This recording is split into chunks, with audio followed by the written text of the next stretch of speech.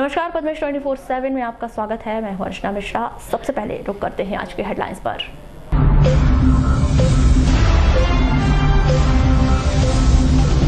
जिले भर में अलग अलग घटनाओं में 8 लोगों की मौत, लालबर्रा में 3 तो परसवाड़ा में 2 डूबे। मध्य प्रदेश में लागू नहीं होगा मोटरयान संशोधन अधिनियम, सरकार ने लिया बड़ा फैसला। जिले के महाविद्यालयों में बढ़ सकती है बीए, बीएससी, एमएससी की सीट, सांसद ने की पहल। जर्जर भवन में संचालित हो रहा उत्कृष्ट स्कूल, पीडब्ल्यूडी की चेतावनी के बाद बंद किए गए 6 कमरे। कलेक्टर ने जारी किया आदेश, केवल मिट्टी की बनी हो गणेश प्रतिमा। अक्टूबर माह से नए समय पर खुलेंगे सभी बैंक, वरिष्ठ स्तर से आया आदेश। नगरीय निकाय चुनाव पर मंथन शुरू, पार्षदों द्वारा अध्यक्ष निर्वाचन किए जाने पर पार्टियों की अलग अलग प्रतिक्रिया। सुहाग की लंबी आयु के लिए महिलाओं ने रखा निर्जला हरिताली का व्रत। सोमवार को घर घर में विराजेंगे प्रथम पूज्य भगवान श्री गणेश, शुरू हुई तैयारियां। और अब खबरें विस्तार से। नगर पालिका परिषद बालाघाट में कार्यरत योगेश दुहारे की संदिग्ध परिस्थितियों में मौत हो गई। जानकारी के अनुसार 1 सितंबर को योगेश के ससुर की 13वीं का कार्यक्रम था, इसलिए वह 31 अगस्त को अपने ससुराल वारासुनी तहसील के लिंगमारा जाने के लिए दोपहर के समय निकला था। लेकिन देर शाम तक जब लिंगमारा नहीं पहुंचा तो पत्नी ने फोन लगाकर घर वालों को बताया। इस पर परिजन उसे खोजने निकले तो वह जयस्तंभ के निकट रैन बसेरा के पास बेसुध पड़ा हुआ मिला। परिजनों ने इलाज के लिए उसे जिला अस्पताल में भर्ती कराया, जहां से चिकित्सकों ने उसे मृत घोषित कर दिया।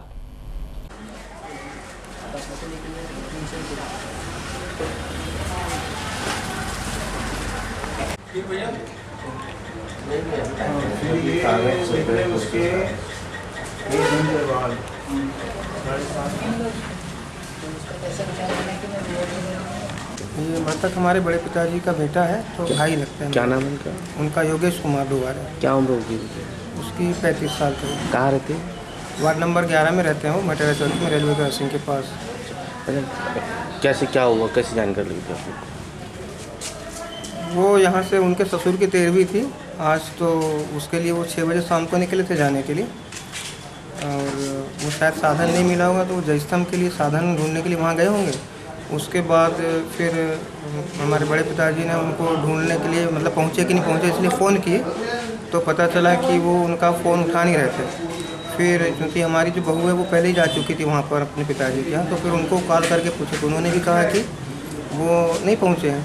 फिर उसके बाद लगातार उनको फ़ोन पर ट्रेस करते रहे, फ़ोन लगाते तो बेल जा रही थी लेकिन वो उठा नहीं पा रहे थे। उसके बाद फिर वो हमारे घर आए कि वो नहीं मिल रहा है, फ़ोन नहीं उठा रहा है करके। मैंने भी ट्राई किया, फिर चूँकि मैं वारासुनी में जॉब करता हूँ तो हो सकता है बस स्टैंड पहुँच गया होगा वारासुनी, और वहाँ से कोई साधन नहीं मिला होगा। तो मैंने फिर अपने ऑफिस में प्यून को फ़ोन किया, तो उसने बस स्टैंड में कुछ ट्राई किया। उतने में ये हम लोग ट्राई कर रहे थे वारासुनी में ढूंढने के लिए, उतने में ये ट्राई करते रहे अपने बेटे को।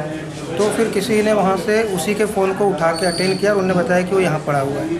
फिर हम लोग तुरंत वहाँ पर गए और वहाँ से उठा करके फिर हॉस्पिटल में लाए। तो यहाँ पर्ची बनाया, डॉक्टर साहब ने चेक किया तो उन्होंने कहा कि अब ये नहीं रहे। केंद्र सरकार के द्वारा नया मोटर वाहन संशोधन अधिनियम 2019 पारित किए जाने के बाद सोशल मीडिया में यह चर्चा का विषय बना हुआ है कि 1 सितंबर से यातायात नियमों के उल्लंघन करने पर जुर्माने की राशि यातायात विभाग के द्वारा काफी अधिक वसूली जाएगी। इस प्रावधान को लेकर यातायात विभाग को किसी भी प्रकार के शासन की ओर से कोई भी आदेश प्राप्त नहीं हुए हैं। वहीं उनके वरिष्ठ अधिकारियों के द्वारा कोई भी निर्देश प्राप्त नहीं हुए हैं कि 1 सितंबर से जुर्माने की राशि को बढ़ाया जाएगा। जुर्माने की राशि केंद्र सरकार के द्वारा पारित किए गए नए मोटर वाहन अधिनियम 2019 के तहत लिया जाए। सोशल मीडिया में केंद्र सरकार के द्वारा नए मोटर वाहन संशोधन अधिनियम की यह चर्चाएं सोशल मीडिया में केंद्र सरकार के द्वारा मोटर वाहन के तहत जो संशोधन किए गए हैं उसके मैसेज वायरल हो रहे हैं, जिनमें सीट बेल्ट नहीं करने पर 1000 रुपये का जुर्माना, 2 पहिया वाहन पर 2 से ज्यादा सवारी पर 100 की जगह 1000 रुपये का जुर्माना, हेलमेट नहीं पहनने पर 200 की जगह 1000 रुपये का जुर्माना एवं 3 माह के लिए लाइसेंस निलंबित किया जाना, इमरजेंसी वाहन एम्बुलेंस का रास्ता नहीं देने पर 10,000 रुपये का जुर्माना, बिना ड्राइविंग लाइसेंस के ड्राइविंग करने पर 500 की जगह 5,000 रुपये का जुर्माना, लाइसेंस रद्द होने के बावजूद ड्राइविंग करने पर 500 की जगह 10,000 रुपये का जुर्माना सहित यातायात से जुड़े अपराधों को लेकर काफी अधिक राशि जुर्माने के तौर पर लिए जाने की बात कही जा रही है और इस नियम के लागू होने की तिथि 1 सितंबर बताई गई, लेकिन यातायात विभाग के द्वारा इस खबर की पुष्टि नहीं की गई है। चर्चा के दौरान यातायात पुलिस प्रभारी मनोज मेहरा ने बताया कि केंद्र सरकार के द्वारा जो नया मोटर वाहन संशोधन अधिनियम 2019 पारित किया गया है, इसके किसी भी प्रकार के आदेश हमें प्राप्त नहीं हुए हैं और न ही वरिष्ठ अधिकारियों के द्वारा हमें किसी प्रकार के निर्देश दिए गए हैं। आदेश आने पर संशोधित यातायात नियमों के तहत जुर्माने की राशि उन लोगों से वसूल की जाएगी जो यातायात नियमों का उल्लंघन करते पाए जाएंगे। 1 सितंबर से नए नियम लागू होना था, क्या ऐसा कोई आदेश आएंगे सर आपके यहाँ? नहीं, अभी कोई विभागीय तौर पे ऐसा कोई आदेश नहीं आया। पुलिस मुख्यालय में अभी PTRI से बात की थी, तो जैसा भी अभी तक उनके पास कोई ऐसा आदेश नहीं आया है। जब आएगा तो ऑफिशियल लेटर आएगा तो उसके अनुसार कार्रवाई। नहीं, अभी अपने थाने पे और वरिष्ठ कार्यालय से कोई ऐसा अभी लेटर नहीं हुआ जो नए नियम के संबंध में चर्चा हुई थी PTRI में, तो अभी कोई लेटर पहुंचा नहीं है, नोटिफिकेशन भी नहीं हुआ है। बाकी सेंट्रल से जो नोटिफिकेशन है वो अलग है और ऐसा पता चला है कि मध्य प्रदेश के रूल्स में जो नोटिफिकेशन होगा उसके अनुसार कार्रवाई की जाएगी। सर क्या बदलाव किए गए नियम में? अभी नियम में तो सभी नियम में पहले मोटर व्हीकल एक्ट में शराब पीकर फाइन में काफ़ी, और 3 सवारी में भी ज़्यादा है फाइन, ओवर स्पीडिंग में भी ज़्यादा है, सब यानी उसमें मैक्सिमम लिमिट कर दी है। अधिकतम 10,000, 5,000 लिमिट ना लगाने पर 500 रुपये से 1,000 कर दिया है। शराब पीने से 10,000 तक 3,000 तक का जुर्माना, 10 से 3,000 रुपये का जुर्माना। सर जैसे आदेश आएगा उसका फॉलो किया जाएगा सर? हाँ, जैसे ही ऑफिशियल लेटर आ जाएगा तो उसका फॉलो। लालबरा तहसील मुख्यालय से 5 किलोमीटर दूर मेरे गांव में 31 अगस्त की सुबह एक वृद्ध अचानक नहर के तेज बहाव में बह गए। बीते एक दिन से पुलिस और होमगार्ड उसकी खोजबीन कर रहे थे, वहां तो मिला नहीं, बल्कि लालबरा से 1 किलोमीटर दूर एक अज्ञात शव ग्रामीणों ने देखा है, जिनके पास ही एक साइकिल मिली जो मध्य प्रदेश शासन के द्वारा स्कूल में पढ़ने वाले छात्रों को दी जाती है। उस साइकिल पर सुनील M लिखा हुआ है, जिससे क्षेत्र में हड़कंप मच गया। आखिर अज्ञात शव किसका है? जानकारी के अनुसार नहर में अज्ञात व्यक्ति का शव लावारिस हालत में जेट मोटरसाइकिल के साथ मिला। लालबरा पुलिस अज्ञात शव की पतासाजी में लगी हुई है। शहर के उत्कृष्ट स्कूल बहुत अधिक जर्जर हो चुके हैं, इसमें कभी भी कोई बड़ी दुर्घटना घट सकती है। यह चेतावनी बाकायदा लोक निर्माण विभाग ने दे दी थी, जिसके बाद से 6 कमरे स्कूल प्रबंधन ने छात्रों के लिए बंद कर दिए।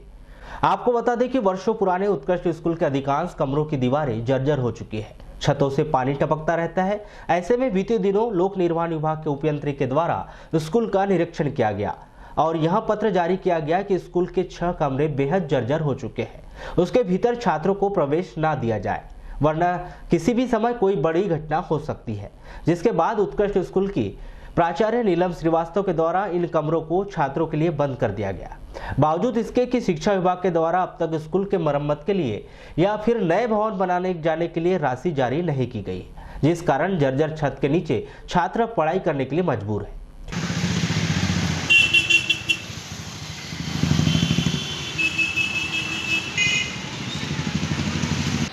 शासन द्वारा नए भवन के निर्माण की स्वीकृति तो नहीं दी गई है और लोक निर्माण विभाग के द्वारा उपयंत्री श्री प्रभु कटारे द्वारा निरीक्षण किया गया, तो उन्होंने एक लेटर जारी किया है कि कुछ जो भवन है और कुछ भवनों की जो छत और सीलिंग है वो ख़राब हो चुकी है और आकस्मिक दुर्घटना घटित हो सकती है।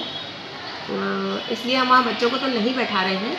उसमें 13, 14, 15, 16 रूम है, कक्ष क्रमांक यानी 13, 14, 15, 16 है और हमारा जो रसायन प्रयोगशाला है, गैलरी और एक 26 नंबर का कमरा है, वो उसकी छत बहुत जर्जर हो गई है और कभी भी दुर्घटनाग्रस्त हो सकती है, इसलिए हम वहाँ बच्चों को भी नहीं बैठाते हैं।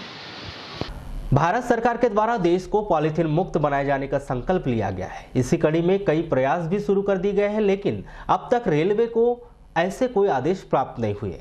हालांकि बालाघाट रेलवे स्टेशन के वरिष्ठ स्टेशन मास्टर HL कुशवाहा बताते हैं कि उनके द्वारा सफाई का पूरा ध्यान रखा जा रहा है, लेकिन पॉलीथीन का उपयोग नहीं किए जाने जैसे कोई आदेश अब तक उनके पास नहीं आए हैं।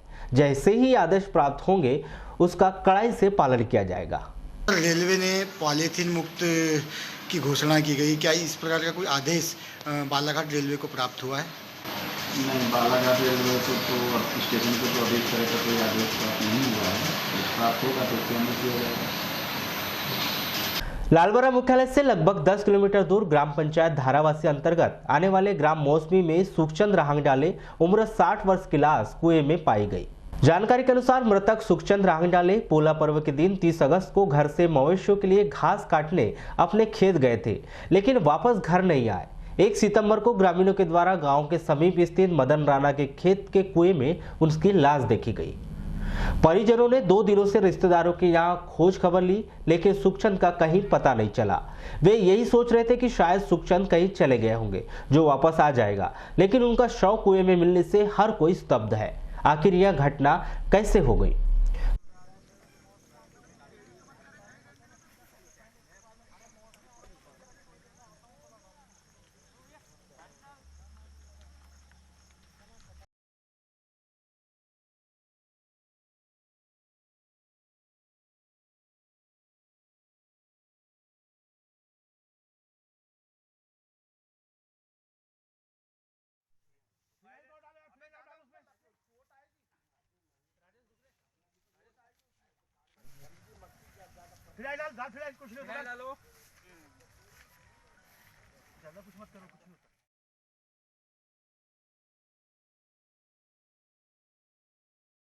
तो कब से कैसी हुई घटना? भैया तारीख पता नहीं, पोला 30 तारीख 12 बजे, पोला के दिन 12 बजे घर से निकले। घर में मैं नहीं था, जंगल चले गया था खखरा के लिए। बोले हर दिन तो घास वास लाता ही था, खसिया लेके घास के लिए निकला। और उसके बाद फिर हमने शाम से ढूंढना चालू किया, गाँव गाँव अपना खेत, दूसरे का खेत काय को देखते देखे। फिर उस दिन नारबो थी, दूसरे दिन खतरा खोजने के बाद खेत नहीं आते बोलते हैं अपने देहाती में, तो खेत वेत आके नहीं देखे। दूसरे दिन उसी दिन शाम को गए आनंद भैया के पास, पिताजी है ही नहीं 12 बजे कल से, तो बोले रिपोर्ट वोट कर देते हैं। तो सरपंच साहब ने बोले मैंने बता दिया, तुम अभी रात में कहाँ आओगे? तो आज कैसे पता चला कुएं में लाश? रात में कहाँ आओगे?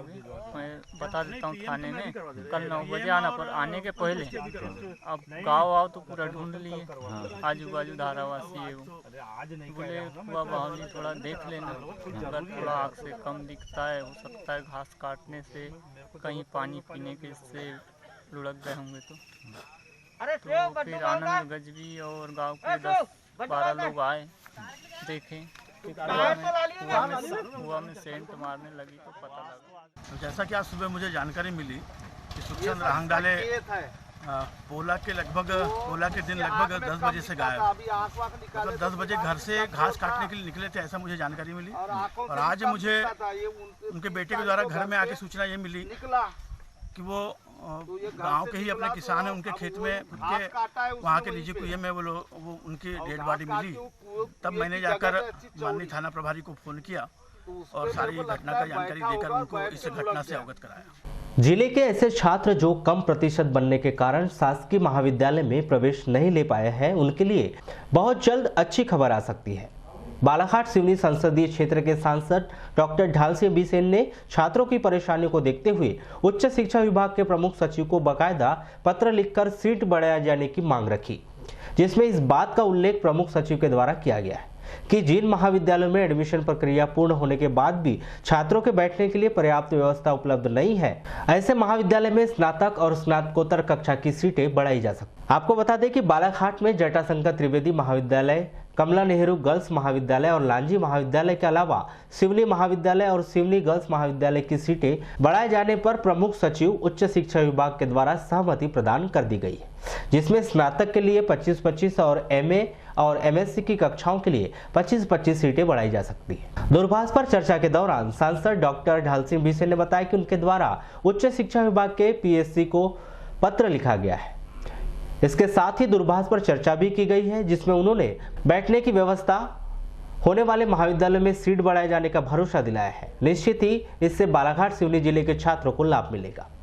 कलेक्टर एवं जिला दंडाधिकारी दीपक आर्य ने दंड प्रक्रिया संहिता धारा 144 के तहत बालाघाट जिले में पीओपी एवं केमिकल पदार्थों से युक्त मूर्तियों के निर्माण पर प्रतिबंध लगा दिया है।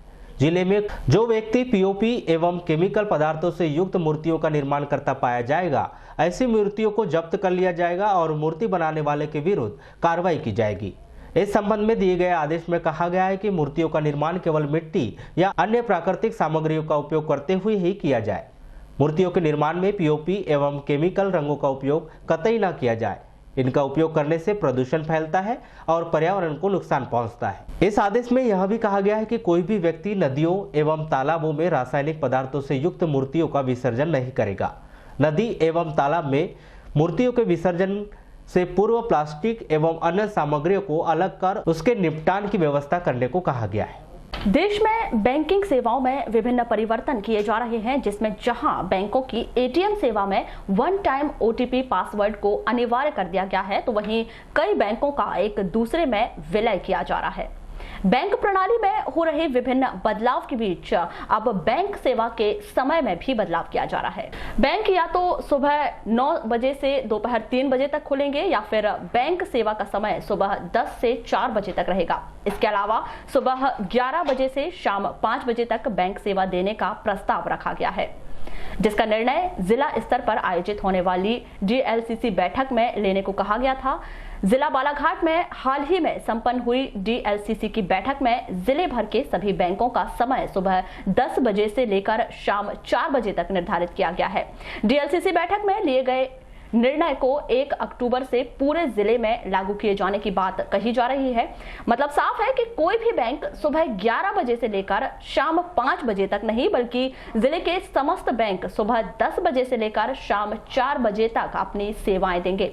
कलेक्टर कार्यालय में आयोजित डीएलसी बैठक में लिए गए निर्णय की सूचना भारतीय बैंक संघ को पहुंचा दी गई है। भारतीय बैंक संघ द्वारा ग्राहकों, समस्त बैंकिंग ग्राहकों को एक सुविधा प्रदान करने के लिए, उनकी सहूलियत के लिए एक अभी निर्देश जारी किए गए। उसमें 3 टाइम सेट दिए गए थे। पहला था कि 9 बजे से 3 बजे तक, दूसरा था 10 बजे से 4 बजे तक और तीसरा 11 बजे से 5 बजे तक। तो ये टाइमिंग सेट जो है पूरे ऑल इंडिया में जो है इसके हिसाब से निर्धारण किया जाना है और यही टाइम सेट के हिसाब से सारे बैंक्स अपने ग्राहक सेवा प्रदान करेंगे। तो इस संबंध में एक विशेष निर्देश हमको प्राप्त हुआ था कि हम डीएलसीसी बैठक, जिसमें जिला कलेक्टर अध्यक्ष महोदय होते हैं, वो हमको आयोजित करनी थी, जो हमने 29 अगस्त को अभी यहाँ पर आयोजित की है, जिसमें जिला कलेक्टर महोदय थे, सीओ महोदया थी और भारतीय रिजर्व बैंक से आए हुए प्रतिनिधि, समस्त बैंकर्स और विभागीय प्रतिनिधि थे, जिसमें हमने ये प्रस्ताव रखा था कि बालाघाट जिले की जो भौगोलिक परिस्थिति है उसके हिसाब से प्रातः 10 बजे से लेकर 4 बजे तक जो है ग्राहक सेवा का सेट जो है यहाँ पे मान्य किया जाए।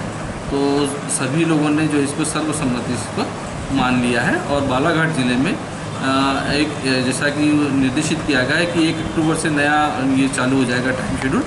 तो 1 अक्टूबर से बालाघाट ज़िले में समस्त बैंक शाखाएँ प्रातः 10 बजे से 4 बजे तक, दोपहर 4 बजे तक ग्राहक सेवाएँ प्रदान करेंगे। समान रूप से किसी में 11 बजे या ऐसा कोई समय नहीं रहेगा, सब में एक समान। नगर का सबसे प्राचीन गणेश मंदिर जो 250 वर्ष पुराना है, देवी तालाब के चारों ओर 4 मंदिर स्थित हैं, जिसमें शिव मंदिर एवं गणेश मंदिर हैं। आपको बता दें कि गणेश मंदिर के पहले यहाँ एक पीपल का पेड़ हुआ करता था, जिसके नीचे नगर के बैस परिवार ने सिंदूर वाले गणेश जी की प्रतिमा की स्थापना की थी। उसके बाद सन 1994 में त्रिवेदी परिवार की ओर से शिव मंदिर गणेश मंदिर काजू नोदन किया गया था। उसके बाद सन 1994 में त्रिवेदी परिवार की ओर से शिव मंदिर गणेश मंदिर का निर्माण किया गया था। इस मंदिर की मान्यता यह है कि इस मंदिर में जो भी सच्ची श्रद्धा से भगवान गणेश की पूजा अर्चना करता है, भगवान उसकी मनोकामना अवश्य पूर्ण करते हैं। इस मंदिर की यह विशेषता है कि यहाँ पर भगवान विष्णु, लक्ष्मी जी, शिव पार्वती, सूर्य नारायण भगवान, शनिदेव, गरुड़ भगवान, संतोषी माता, गायत्री माता, सरस्वती माता, काली माता, राधा कृष्ण, राम लक्ष्मण एवं भगवान हनुमान की प्रतिमा विराजित हैं। गणेश चतुर्थी के अवसर पर 2 सितंबर को सुबह 8 बजे भगवान गणेश का अभिषेक, पूजन अर्चना कर भोग लगाया जाएगा। वहीं शाम को भगवान की आरती, भजन, कीर्तन कर प्रसाद वितरण किया जाएगा। गणेश चतुर्थी के अवसर पर भगवान श्री गणेश की प्राचीन प्रतिमाओं की छाया चित्र की प्रदर्शनी लगाई गई है, जिसे देखने मंदिर के संचालकों ने जनता से अपील की है। शहर के सरेका रेलवे फाटक के निकट स्थित संत निरंकारी सत्संग भवन में अंबाला से पहुंचे केंद्रीय प्रचारक बलवान सिंह जी ने प्रवचन दिया। संत निरंकारी सत्संग के मीडिया प्रभारी देवेश अम्बेडकर बताते हैं कि संत निरंकारी सत्संग के द्वारा समय समय पर विविध कार्यक्रम का आयोजन किया जाता है। इसी कड़ी में रविवार को अंबाला से पहुंचे केंद्रीय प्रचारक के द्वारा प्रवचन का आयोजन किया गया। सिद्ध हो गया है, प्रमाणित हो गया है कि जो सतगुरु का हम जयकारा लगाते हैं, इसका मकसद ये है कि हमारे जहन के अंदर ये इतना मजबूत हो जाए, पक्का हो जाए कि सपन में भी हम उसे पूछा जाए कि कौन है, तो हम बता सकते हैं कौन हमारा पैगंबर है, कौन सतगुरु है, किसके द्वारा हमें इसका ज्ञान दिया गया है। इसलिए बार बार जयकारा मुंह डाल दिया है, दूध को खराब कर दिया है, काम गलत किया उसने। पीछे पीछे बिल जब आपकी शरण में आ गया है तो आप उसको प्रोटेक्ट करोगे, उसकी रक्षा करोगे, किससे? अंबाला से महान संत शिरोमणि बलवान सिंह जी केंद्रीय प्रचारक महात्मा, इनका आगमन हुआ है, जिनके सानिध्य में यह विशाल सत्संग समारोह यहाँ आयोजित किया। कितने दिवसीय सत्संग रहेगा यह कार्यक्रम कल सुबह से प्रारंभ हुआ था। कल सुबह इसी सत्संग भवन में था, सुबह 10 बजे से सुबह 9 बजे से 11 बजे तक। तत्पश्चात जिला अस्पताल में बेहतर व्यवस्थाओं को लेकर जहां एक और प्रशासन की ओर से कारगर कदम उठाए जा रहे हैं, वहीं दूसरी ओर जिला अस्पताल प्रबंधन के सक्रिय न होने के कारण जिला अस्पताल आने वाले मरीजों को काफी दिक्कतों का सामना करना पड़ रहा है। वैसे तो जिला अस्पताल में आकस्मिक सेवाओं के लिए बेहतर व्यवस्थाएं की गई है, लेकिन इन व्यवस्थाओं में होने वाली चूक मरीजों के लिए परेशानियों का सबब बन रही है।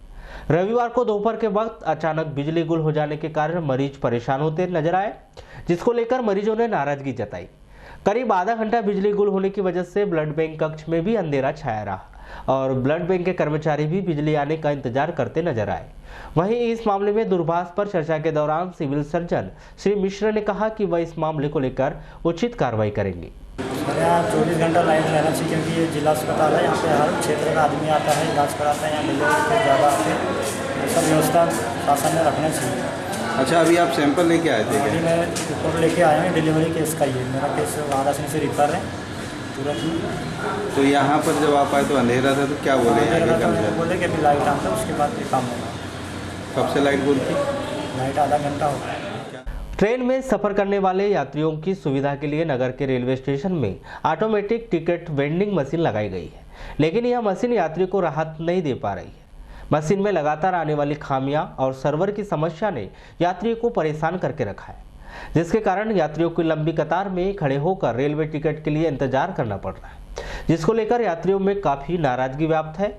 वहीं इस मामले में दूरभाष पर चर्चा के दौरान स्टेशन प्रबंधक HL कुशवाहा ने बताया कि रविवार की सुबह मशीन अच्छी तरह से कार्य कर रही थी, लेकिन सर्वर की वजह से परेशानी होने के कारण मशीन काम कर नहीं पा रही है, जिसको लेकर आवश्यक कार्रवाई की जाएगी। कभी चालू कभी बंद रहती है। अभी क्या स्थिति है? आज बंद है। बंद है? हाँ, पर इसलिए तो परेशानी है, यानी लाइन में खड़ा रहना। जी जी, अगर वो सुविधा होती तो आप लाइन से बच सकते हो। बस रहते, और सुविधा बहुत, अभी देखो ना, बहुत भीड़ हो रही, बहुत देर से हम तो देख रहे हैं कि वेट बहुत करना पड़ता है। यानी आपकी लाइन लगी हुई है, जब नंबर आएगा तब टिकट मिल पाएगी। जी जी, तो ये व्यवस्था को लेकर आप क्या कहना चाहेंगे? होना चाहिए। तो यहाँ बोलने वाले नहीं है ना, कोई बोलते नहीं कि बोले जब बने तब चालू, जब बने तब बंद रहे। प्रथम पूज्य श्री गजानन की उपासना का महापर्व सोमवार से आरंभ होने जा रहा है। इस 10 दिवसीय गणेश उत्सव को लेकर जिले भर में काफी उत्साह नजर आ रहा है। वहीं नगर के प्रमुख चौक चौराहों में गणेश उत्सव समितियों के द्वारा पंडाल सजाकर भगवान श्री गणेश की स्थापना को लेकर तमाम तैयारियां की जा रही। वहीं श्रद्धालुओं के द्वारा बाजार से गणेश प्रतिमाओं को अपने घर विराजित करने के लिए लाने का क्रम जारी हो चुका है। सोमवार को विधि विधान से गणपति महाराज की प्रतिमा विराजित की जाएगी और 10 दिन तक श्रद्धालु गणेश जी की उपासना में जुट जाएंगे। आपको बताएं कि गणेश उत्सव हिंदू धर्मावलंबियों का सबसे प्रमुख त्योहार है, जिसे पूरे देश में धार्मिक आस्था और उल्लास के साथ मनाया जाता है। जगह जगह गणेश प्रतिमाओं को विराजित कर विभिन्न धार्मिक कार्यक्रमों का आयोजन किया जाता है। इस 10 दिवसीय उत्सव को लेकर गणेश उत्सव समितियों के द्वारा भी व्यापक तैयारियां की जाती है और 10 दिनों तक हर तरफ उल्लास ही उल्लास नजर आता है। मान्यता ये है कि प्रथम पूज्य जो गणेश जी हैं अपने, तो इस कारण से गणेश जी को भी रखते हैं घर पे और इससे खुशी का माहौल रहता है और घर में सभी लोगों का मतलब पूजा पाठ में ध्यान अच्छा लगा रहता है और इससे गणेश जी से काफ़ी कुछ सीखने भी मिलता है जो अपन पुराणों में और पढ़ रहे हैं जिसमें। अच्छा, क्या विधान है इसमें, धार्मिक विधान के बारे में कुछ बताएंगे, किस प्रकार की पूजा पाठ होती है? खैर अब ऐसा है कि जब पूजा पाठ तो खैर अच्छी तरीके से मतलब करते ही हैं और बच्चों की आस्था रहती है और बच्चों को प्रिय कहना चाहिए गणेश जी, इस कारण से घर में हम लोग गणेश जी रखते हैं। तो आप गणेश प्रतिमा विराजित कर रहे हैं? घर पे करते हैं।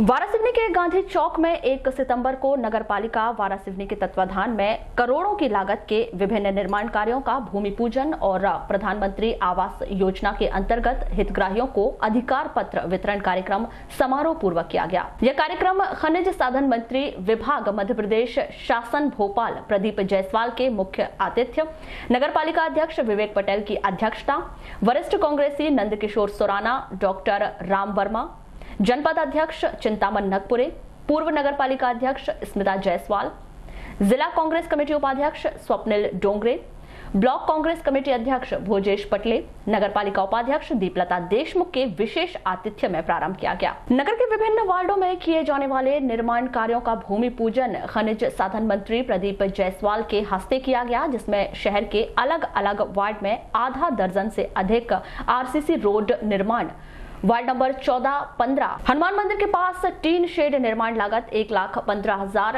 कीचड़ उपचार संयंत्र निर्माण चंदौरी लागत 19,56,000 के कार्यों का भूमि पूजन कार्यक्रम स्थल से किया गया। प्रधानमंत्री आवास योजना शहरी क्षेत्र के अंतर्गत द्वितीय सूची में पात्र 945 हितग्राहियों में 750 हितग्राहियों को पीएम आवास योजना अंतर्गत अधिकार पत्र का वितरण किया गया एवं बचे हुए 195 हितग्राहियों को जिनके दस्तावेज में कुछ कमी के कारण रोका गया है।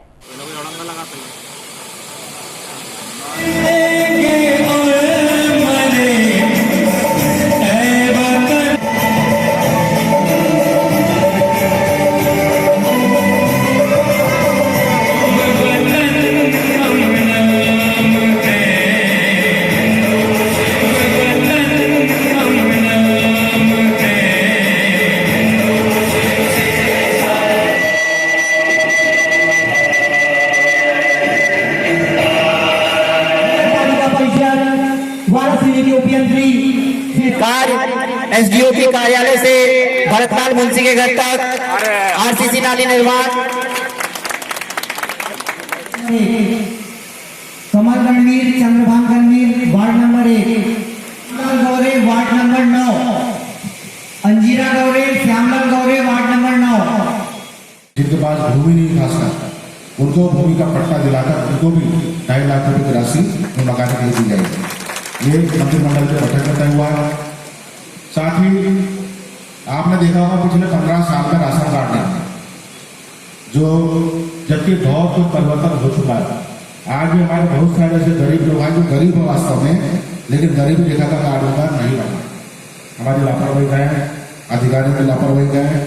लेकिन माननीय कमला जी ने निर्णय किया है कि 5 सितंबर से जब हम सब शिक्षक दिवस मनाएंगे उस दिन से एक अभियान चलाकर ऐसे सारे लोगों का नया कार्ड बनेगा और जो लोग गरीब रेखा में छूट गए उनको भी हम गरीब रेखा में लाएंगे। ये उन्होंने तय किया हमारी कमला जी। 745 लोगों को कुछ देर पश्चात इस कार्यक्रम के 15 मिनट बाद 745 लोग हमारे शहर के गरीब लखपति हो जाएंगे, उनके खाते में 1 लाख रुपए चले जाएंगे इस कार्यक्रम के 15 मिनट बाद। और जो 200 लोग बच गए वो परेशान न हो, उनके इससे पैसे रोके गए, पैसे आ चुके हैं। किसी के पोर्टल में कुछ कमी है, किसी का आधार कार्ड नहीं है, किसी की सहमति नहीं है, किसी का मकान पक्का है। हम कुछ दिन में बैठ के, बहुत से लोग सुबह से आए कभी हमारा नाम नहीं आया, हम सभी पार्षद के साथ बैठकर, हमारे सब इंजीनियर, हमारे टेक्स बैठकर वो लोग जिनके फार्म में कुछ कमी रही है। वारासिवनी सहित ग्रामीण क्षेत्रों में 1 सितंबर को हरितालिका तीज पर्व धार्मिक आस्था के साथ मनाया गया। इस पर्व पर महिलाओं में खासा उत्साह देखा गया। महिलाओं ने सुबह नहर नदी में बालू लाकर भगवान शिव और पार्वती की प्रतिमा का निर्माण किया और पूरी रात जागकर अपने पति की दीर्घायु की कामना की। इस कठिन व्रत हरितालिका में करीब 30 घंटे का व्रत सुहागिन महिलाओं के द्वारा धारण किया गया, जिसमें महिलाओं ने सुबह से सांस्कृतिक और पारंपरिक रूप से उत्साहित होकर तैयारियां शुरू कर दी, जिसका उपवास महिलाएं निर्जल रहेगा। शाम को नए वस्त्र और आभूषण पहनकर बालू से बने शिव पार्वती की प्रतिमा की पूजा अर्चना कर मां पार्वती को 16 श्रृंगार अर्पित करेगी और रात्रि जागरण कर 2 सितंबर को शिव पार्वती की प्रतिमा को विधिवत नदी तालाब में विसर्जन किया जाएगा। वारासिवनी के लालबर्रा मार्ग पर स्थित रामदेव बाबा मंदिर में 31 अगस्त से जारी 2 दिवसीय श्री कृष्ण अवतार बाबा रामदेव जन्मोत्सव समारोह का 1 सितंबर को हवन पूजन और महाप्रसादी वितरण के साथ समापन किया गया। अखिल भारतीय श्री राधा माधव सत्संग मंडल के संस्थापक पूज्यपाद ब्रह्मलीन सद्गुरु हरि ओम ब्रह्मचारी जी महाराज के सूक्ष्म संरक्षण में प्रति वर्ष की भांति इस वर्ष भी बाबा रामदेव का जन्म उत्सव धूमधाम से मनाया गया, जिसमें 31 अगस्त को रात 8 बजे महाआरती के बाद रामदेव बाबा के भजनों की प्रस्तुति दी गई। 1 सितंबर को रामदेव बाबा की मूर्ति का अभिषेक श्रृंगार किया गया और दोपहर में पंडित जी द्वारा हवन पूजन संपन्न करवाया गया। ये रामदेव बाबा जो हैं द्वारिकापुरी की जो अवतारी माने जाते हैं, ये कृष्णावतारी इनको कहा जाता है, राम सा पीर भी इनको कहा जाता है। और प्रत्येक वर्ष जो है ये इनकी भादों की जो दूज पड़ती है तो उसमें इनका कार्यक्रम मनाया जाता है। तो कल रात में रात्रि जागरण था और आज फिर बाबा का महाप्रसाद है। वारासिवनी थाना परिसर में आगामी दिनों में गणेश उत्सव और मुहर्रम पर्व साथ साथ सौहार्दपूर्ण माहौल में मनाए जाने के लिए शांति समिति की बैठक आयोजित की गई। 1 सितंबर को शांति समिति की बैठक हुई, जिसमें नगर पालिका अध्यक्ष विवेक पटेल, एसडीओपी RN परतेती, थाना प्रभारी अनुराग प्रकाश, तहसीलदार कैलाश कन्नौज की उपस्थिति में प्रारंभ की गई। इस बैठक में गणेश उत्सव एवं मुहर्रम सहित अन्य पर्वों पर चर्चा की गई और गणेश उत्सव समिति को निर्देशित किया गया कि वह अपनी समिति की सूची एवं रात्रि में पंडाल में रुकने वाले सदस्यों की सूची थाने में जमा करवाएं। साथ ही सांस्कृतिक कार्यक्रमों का आयोजन, जुलूस, लाउड स्पीकर बजाने से पहले अनुमति लें और रात्रि के 10 बजे तक लाउड स्पीकर बजाएं सहित अन्य प्रकार की आवश्यक जानकारी दी गई। वारासिवनी शहर के गणमान्य नागरिकों के, सभी पार्टियों के एवं समाज के लोगों की आज बैठक ली गई। प्रतिवर्षानुसार इस वर्ष भी जो है गणेश उत्सव मनाया जा रहा है। नगर पालिका अध्यक्ष एवं CM साहब भी आज की मीटिंग में उपस्थित हुए, जिन्हें साफ सफाई के बारे में जानकारी दी गई है। रात्रि जहाँ जहाँ गणेश जी की स्थापना होगी वहाँ पंडालों में पुलिस रात्रि गश्त लगातार की जाएगी। पति की लंबी आयु के लिए सुहागन महिलाओं के द्वारा और अच्छे वर की प्राप्ति के लिए कुंवारी कन्याओं के द्वारा रविवार को हरितालिका निर्जला व्रत रखा गया। हरितालिका व्रत रखने वाली महिलाएं सुबह के समय गणगौर पूजा के साथ व्रत की शुरुआत करती है और शाम को फुलेरा बांधकर रात भर भगवान भोलेनाथ और माता गौरी की पूजा करती है।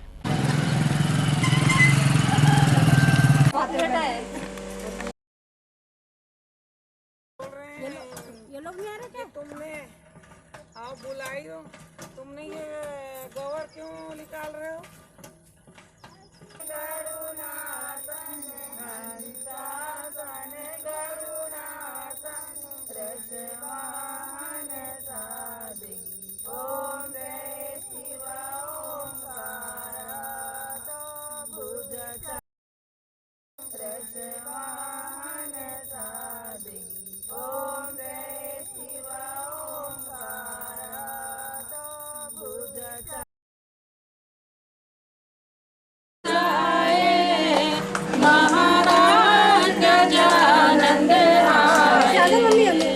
सब देवों ने बरसाए महाराज आनंद आए। ओंकार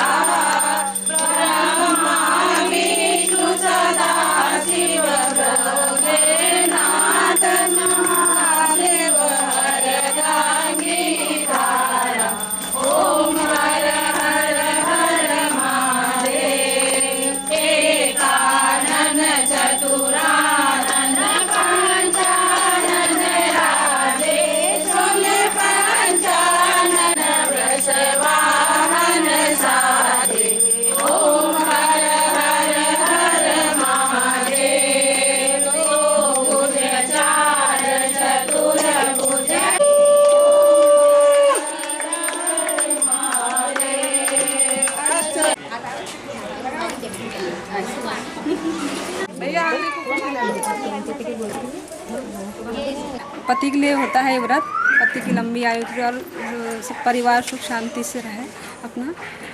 कैसी विधि रहती है इसकी विधि रहती है, सुबह गौर निकालते हैं और अभी तो सारे लगभग 11:30 12 बज गया गौर निकालने में, तो सुबह ही निकालते हैं कुछ लोग। गौर निकाले के बाद शाम को फुलेरा की पूजा होती है, कथा पढ़ते हैं, उसके बाद 12 बजे तक गाना बजाना जागरण होता है और निर्जला व्रत रखते हैं। फिर भी क्या क्या उपयोग करते हैं इस पूजा में आप लोग? इसमें भी 12 बजे के बाद ही कई लोग चाय लेते हैं। 108 प्रकार की पत्तियाँ चढ़ाते हैं। कैसी पूजा होती है और क्या मान्यता है इस पूजा की?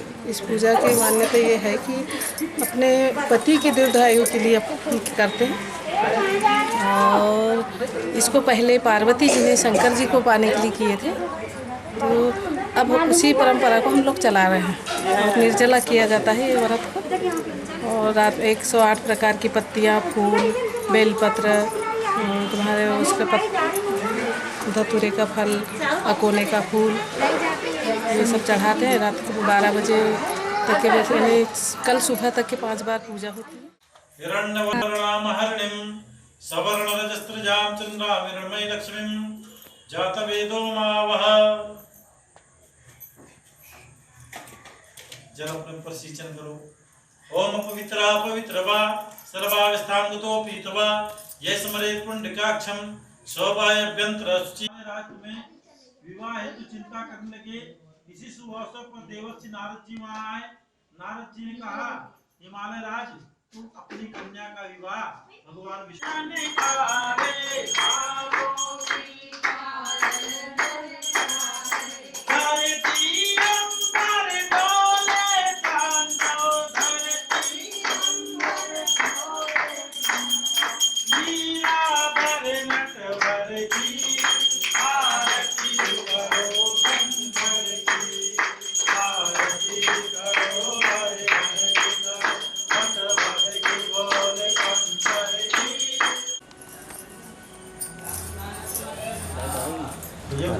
मंगलम रसध्वज मंगलम पार्वती नाथो मंगलायतनो हरि।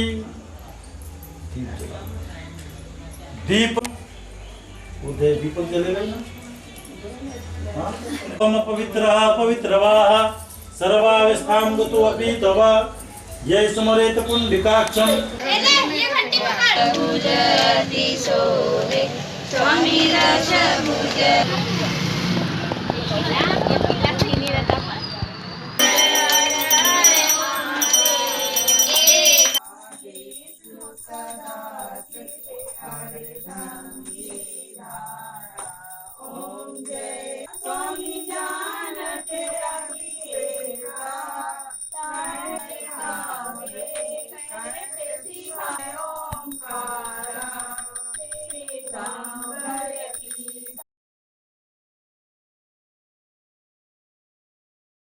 श्रमजीवी पत्रकार संघ के द्वारा नवनिर्मित अधिवक्ता संघ के सदस्यों का सम्मान समारोह आयोजित किया गया। रविवार की सुबह शहर के मुल्ला स्टेडियम परिसर में बीते दिनों निर्वाचित अधिवक्ता संघ के अध्यक्ष, उपाध्यक्ष, सचिव, कोषाध्यक्ष, सह सचिव सहित सभी पदाधिकारियों का सम्मान समारोह आयोजित किया गया।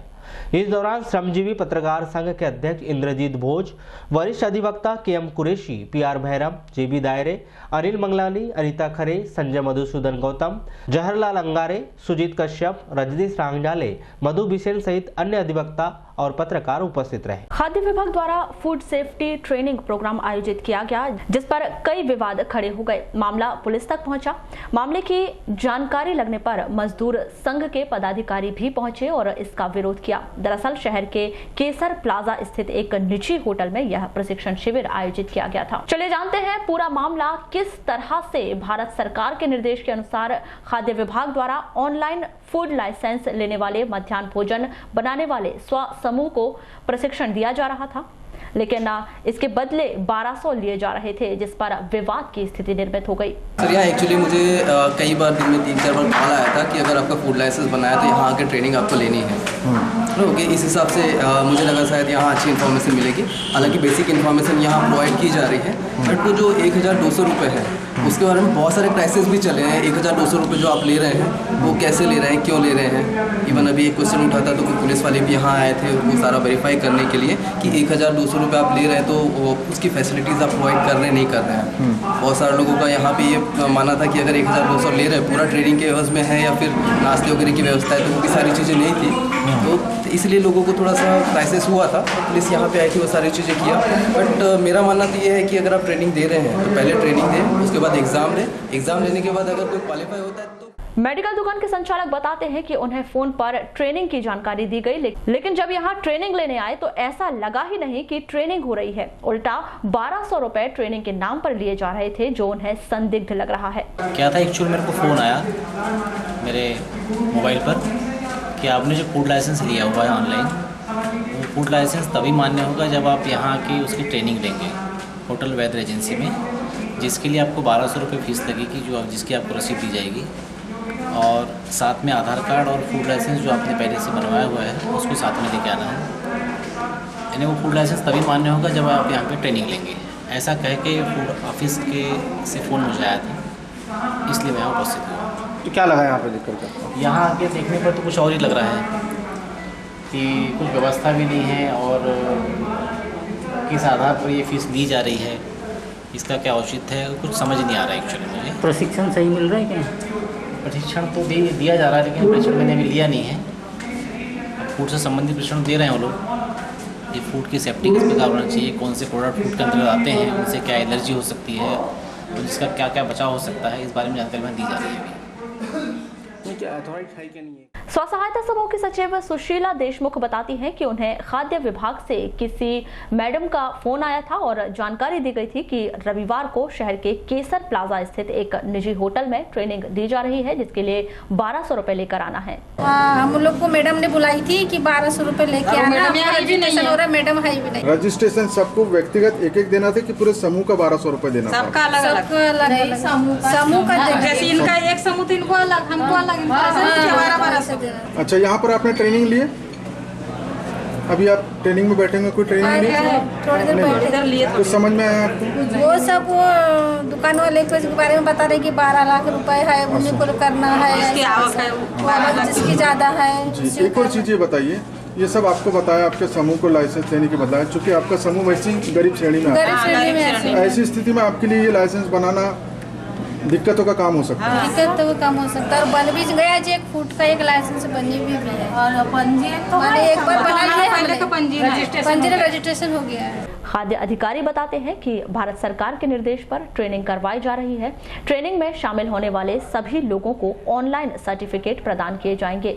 फीस के विषय में भी भोपाल से जानकारी ले रहे हैं। ट्रेनिंग जो है वो भारत सरकार की तरफ से, FSSAI की तरफ से मैंडेटरी कर दी गई है। सभी जो खाद्य पदार्थ विक्रय में शामिल हैं या बनाने में, जितने भी FBO कहते हैं हम लोग, उन लोग को ट्रेनिंग लेना ही है, ये मैंडेटरी है। तो इसलिए इसके लिए कुछ संस्थाएं जो हैं वो सरकार ने जिनको ऑलरेडी ट्रेन करके नियुक्त किया हुआ है। अपने MP में भी 5-6 संस्थाएं हैं जिनको ऑथराइज किया गया ट्रेनिंग देने के लिए। उनमें से एक जो है संस्था बालाघाट में अभी हाल फिलहाल में ट्रेनिंग दे रही है। कितने दिन से चली ट्रेनिंग? ट्रेनिंग बालाघाट में जो है वो शायद 22 तारीख से विभिन्न ब्लॉक स्तर पे हुई है, आज बालाघाट में हो रही है। इसमें ये जो फीस ले रहे हैं, इनका ये कहना है कि हम आपको लाइसेंस जारी करेंगे ऑनलाइन? नहीं, लाइसेंस नहीं, ट्रेनिंग सर्टिफिकेट ट्रेनिंग सर्टिफिकेट वो देंगे ऑनलाइन, उनके पास तो डायरेक्ट दे देगा। मजदूर संघ के अध्यक्ष अनिमेश खरे बताते हैं कि किसी भी प्रशिक्षण के लिए राशि लिया जाना न्याय संगत नहीं लगता। इस विषय पर उनके द्वारा कलेक्टर दीपक आर्य से शिकायत की जाएगी और कार्यवाही की मांग की जाएगी। हमारे पास कुछ मजदूरों का कॉल आया था अवैधानिक रूप से वसूली का, जिसमें कुछ आंगनवाड़ी थी, कुछ व्यापारी का फ़ोन आया था। यहाँ एक ट्रेनिंग चल रही है वैद्य एजेंसी में, जो पिछले लगभग 6 महीने से चल रही है। आज हमारे पास तीसरी बार कंप्लेंट आई थी कि ट्रेनिंग के नाम पे गरीब मजदूरों से 1200 रुपये की वसूली की जा रही है। आज जब हम स्पॉट पे आए देखें तो यहाँ ट्रेनिंग चल रही थी। जब अधिकारी से बात करने की कोशिश की गई तो यहाँ पे फूड इंस्पेक्टर मौजूद थे, जिनका नाम शायद वाजिद जी है। उनसे हमने बात की तो उन्होंने हमको ये दिखाया कागज़ कि सरकार का ये आदेश है कि जो भी फूड से रिलेटेड काम कर रहे हैं उनको एक ट्रेनिंग लेना पड़ेगा, पर वह इस चीज़ को सर्टिफाइड नहीं कर पाए कि जो ट्रेनिंग ले रहे हैं वो क्यों दी जा रही है, या जो 1200 रुपये वसूली की जा रही है वो किस बेस पे की जा रही है। या कुछ ऐसे लोग जो गुपचुप बेचते हैं, जो आंगनवाड़ी कार्यकर्ता जिनकी महीने की सैलरी 500 रुपये होती है, उनसे 1200 से लेकर 2000 रुपये की वसूली की जा रही है। अभी 3 महीने की सैलरी वसूल गवर्नमेंट किस बेस पे कर रही है, इसका कोई भी लिखित प्रमाण पत्र। मध्य प्रदेश में आगामी दिनों में होने वाले नगरीय निकाय चुनाव में शासन पार्षदों द्वारा ही अध्यक्ष निर्वाचित किए जाने का फैसला लिए जाने पर कांग्रेस ने फैसले का स्वागत किया तो भाजपा उसे आड़े हाथों ले रही है। पूर्व नगर पालिका अध्यक्ष रमेश रंगलानी बताते हैं कि भाजपा सरकार नहीं प्रत्यक्ष प्रणाली से नगर पालिका के अध्यक्ष चुनाव प्रक्रिया शुरू करवाई थी, लेकिन एक बार फिर कांग्रेस की सरकार सत्ता में आई और उन्होंने पार्षदों द्वारा नगर पालिका अध्यक्ष चुने जाने का फैसला लेने की जानकारी आ रही है। भाजपा द्वारा लोकतांत्रिक तरीके से अध्यक्ष का चुनाव किया गया था, जिससे मजबूत अध्यक्ष निर्वाचित करवाया था। देखिए, भारतीय जनता पार्टी जब से आई थी उन्होंने डायरेक्ट चुनाव शुरू किया था, और इसके पहले जब कांग्रेस की सरकार थी तो जनरली ऐसे ही होता था और कई सालों तक तो वो चुनाव भी नहीं कराते थे, मुझे याद है। और अभी भी 6 महीने आगे बढ़ाएंगे, प्रशासक बैठेगा। और भारतीय जनता पार्टी ने हमेशा लोकतांत्रिक पद्धति से एक मजबूत अध्यक्ष या महापौर बने ये या सरपंच बने, इसकी चिंता हमेशा भारतीय जनता पार्टी ने की। अब क्या होगा कि बीच में स्थिरता नहीं रह पाएगी। मुझे ऐसा लगता है कि जब पार्षदों के मध्य से अध्यक्ष चुना जाएगा तो स्थिरता उस नगर पालिका में नहीं रहेगी। हमेशा अविश्वास प्रस्ताव ये वो उसका एक लफड़ा चलता ही रहेगा। मैं इसको अच्छा नहीं मानता, ये अच्छी बात नहीं है। कांग्रेस के नेता अपनी सरकार के इस फैसले का स्वागत करते हैं और वे बताते हैं कि पूर्व में नगर पालिका अध्यक्ष निर्वाचित किए जाने की यह प्रक्रिया थी, पार्षद ही अध्यक्ष निर्वाचित करते थे। मध्य प्रदेश में कांग्रेस की सरकार है, हमारे यशस्वी और जनप्रिय नेता आदरणीय कमलनाथ जी मुख्यमंत्री हैं। सरकार का फैसला यदि ये है कि पार्षदों के द्वारा अध्यक्ष का निर्वाचन होना चाहिए तो ये निश्चित ही स्वागत योग्य फैसला है। हम इस फैसले का समर्थन करते हैं और उम्मीद करते हैं कि इससे लोकतंत्र मजबूत होगा। अच्छे योग्य लोग जो हैं वो चुनकर महापौर, नगर पालिका के अध्यक्ष, नगर पंचायत के अध्यक्ष के रूप में पदार्पित हो पाएंगे। पहले ये होता था कि बल्कि पहले जब नगर पालिका अध्यक्ष का चुनाव या महापौर का चुनाव या नगर पंचायत अध्यक्ष का चुनाव पब्लिक के साथ होता था, डायरेक्ट पब्लिक के साथ होता था, तब इसमें हॉर्स ट्रेडिंग की संभावना ज़्यादा रहती थी, पैसों का अपव्यय होने की संभावना, पैसों के खर्च की संभावना ज़्यादा होती थी। अब तो योग्य व्यक्ति इसमें निर्वाचित होकर आएंगे और जनता को जो योग्य व्यक्ति किसी कारणवश। मध्य प्रदेश में कांग्रेस की सरकार है और चुनाव से पहले माननीय मुख्यमंत्री कमलनाथ जी ने अपने वचन पत्र में इसका उल्लेख किया था कि अगर मध्य प्रदेश में कांग्रेस की सरकार बनेगी तो पूर्व में जो व्यवस्था लागू थी नगर पालिका नगर परिषद में कि पार्षदों द्वारा अध्यक्ष चुना जाएगा, महापौर चुना जाएगा, तो उसके प्रयास किए जा रहे हैं। नहीं, फिर भी क्या आपके हिसाब से अच्छा निर्णय है और पार्षदों द्वारा चुना जाना चाहिए, क्योंकि होता यह है कि जनता 2 वोट देती है, एक वोट पार्षद को देती है और एक वोट अध्यक्ष को देती है। अक्सर देखा जाता है कि पार्षद हर चीज़ में अवेलेबल होता है और अध्यक्ष जी जो भी महापौर रहते हैं वो एक बार वोटों के मिलने के पश्चात जनता से उनकी दूरियां बढ़ जाती हैं और पार्षद ज़मीन से जुड़ा हुआ व्यक्ति है। अगर यह निर्णय सरकार लेती है तो यह महानगर और नगर पालिका शहरी क्षेत्र के लिए काफ़ी अच्छा निर्णय होगा। खुश है मतलब? हाँ, बिल्कुल अच्छा प्रस्ताव। नगर पालिका में भाजपा के वर्तमान पार्षद यासिन खान और सिद्धार्थ शेंडे बताते हैं कि भाजपा सरकार द्वारा प्रत्यक्ष प्रणाली से अध्यक्ष पद का निर्वाचन किया जाता था। पार्षदों द्वारा अध्यक्ष चुने जाने पर बहुत अधिक गुटबाजी, पैसेबाजी का खेल शुरू हो जाएगा। जिसके पास अधिक पैसा होगा, धन बल, बाहुबल से पार्षदों को खरीद फरोख्त कर अध्यक्ष बनाने की कोशिश करेगा। सरकार का ये जो फैसला है कि पार्षद ही अध्यक्ष चुनेंगे, मुझे लगता है कि ये फैसला बिल्कुल गलत है, क्योंकि ऐसे फैसले से पार्षदों की खरीद फरोख्त बढ़ जाएंगी। जिसके पास पैसा है वो अपना धन बल का उपयोग करेगा और पार्षदों को खरीदने की कोशिश करेगा और अध्यक्ष बन जाएगा। ऐसी स्थिति में ऐसा फैसला लाना सरकार का गलत है और एक तरीके से बोला जाए तो सरकार घबराई भी हुई है, क्योंकि 8 महीने हो चुके हैं और 8 महीने पे सरकार की उपलब्धि कुछ भी नहीं है। इन्होंने बोला था कि बिजली के बिल माफ़ करेंगे और भी बहुत सारी चीज़ें। आप देखिए आज बिजली के बिल 5-5 हज़ार बिजली के बिल आ रहे हैं। बेरोजगारी भत्ता देने की बात कर रहे थे, वो नहीं दे पा रहे। टोटल ये सरकार चुनाव को आगे बढ़ाना चाहती है, क्योंकि इनके पास उपलब्धि है नहीं। ये जनता के पास किस मुंह से जाएगी, किस मुंह से वोट मांगेंगे। देखिए, कांग्रेस पार्टी का ये फैसला लेना इस बात का पक्का सबूत है कि कांग्रेस पार्टी अंदर से डर गई है। विधानसभा चुनाव में बहुत मामूली से बढ़त कांग्रेस को मिली थी, जिसके कारण वो सरकार बना पाई, लेकिन उसके बाद लोकसभा चुनाव में माननीय मुख्यमंत्री कमलनाथ जी अपनी सीट ही बड़ी मुश्किल से बचा पाए और भारतीय जनता पार्टी ने 28 सीटों पर जीत दर्ज की। और वर्तमान में मध्य प्रदेश के सभी 14 नगर निगमों में भारतीय जनता पार्टी के महापौर काबिज है और लगभग 70% नगर पालिकाओं में भारतीय जनता पार्टी के नगर पालिका के अध्यक्ष है। तो कांग्रेस अंदर से डर गई है, टूट गई है कि अब जनता में वो लोकप्रिय नहीं रह गई है। दिन प्रतिदिन कांग्रेस का जो ग्राफ है वो गिरता जा रहा है और इस डर के कारण मुख्यमंत्री ने बहुत घबराहट में निर्णय लिया है कि अब जितने महापौर और नगर पालिका अध्यक्ष होंगे वो पार्षदों के बीच से चुने जाएंगे।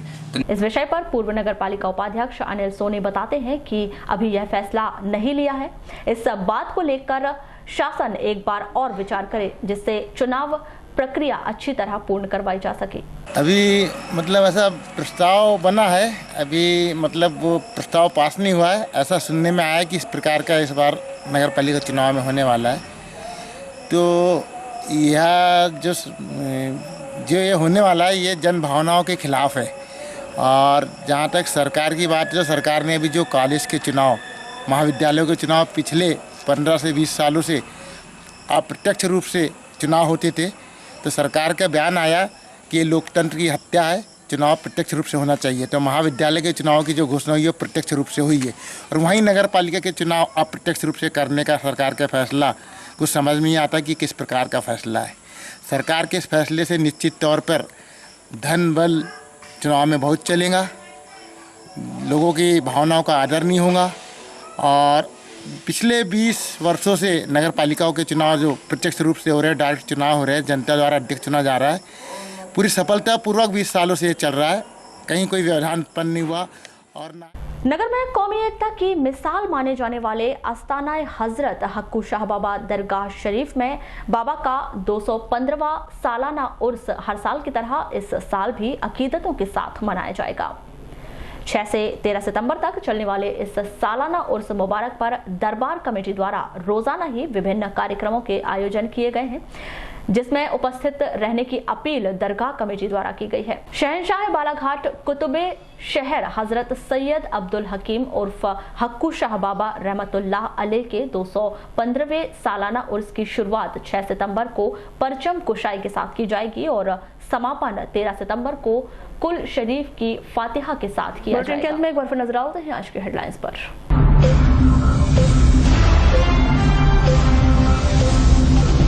जिले भर में अलग अलग घटनाओं में 8 लोगों की मौत, लालबर्रा में 3 तो परसवाड़ा में 2 डूबे। मध्य प्रदेश में लागू नहीं होगा मोटरयान संशोधन अधिनियम, सरकार ने लिया बड़ा फैसला। जिले के महाविद्यालयों में बढ़ सकती है बीए, बीएससी, एमएससी की सीट, सांसद ने की पहल। जर्जर भवन में संचालित हो रहा उत्कृष्ट स्कूल, पीडब्ल्यूडी की चेतावनी के बाद बंद किए गए 6 कमरे। कलेक्टर ने जारी किया आदेश, केवल मिट्टी की बनी हो गणेश प्रतिमा।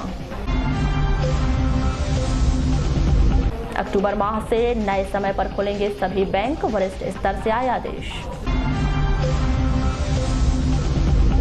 नगरीय निकाय चुनाव पर मंथन शुरू, पार्षदों द्वारा अध्यक्ष निर्वाचन किए जाने पर पार्टियों की अलग अलग प्रतिक्रिया। सुहाग की लंबी आयु के लिए महिलाओं ने रखा निर्जला हरिताली का व्रत।